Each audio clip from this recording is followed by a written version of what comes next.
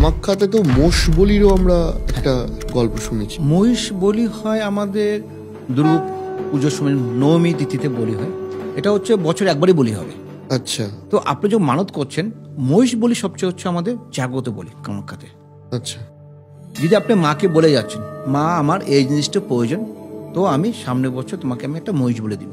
এই মহিষ বলিটা ভাবছেন আপনি একা ক্ষমতা আছে একা দিচ্ছেন, অথবা আপনার 10 জন 12 জন মিলে ট্রাস্টি ফান্ডে দিয়ে যে আপনি মহিষ কিনে দিন, এখানে আপনি মহিষ বলি হবে। যদি কোনো মনস্কামনা যদি পূর্ণ করতে চায় তাহলে আমাদের বলি দিয়ে করতে হয়। আচ্ছা কিন্তু সেখানে অনেক বিতর্ক চলে আসে, নিজের ইচ্ছে নিজের মনস্কামনার জন্য একটা জীবকে হত্যা করব আমরা, অনেকে এই নিয়ে অনেক সময় হয়েছে, বিতর্ক হয়েছে। বলি ছাড়া কোনো উপায় নেই।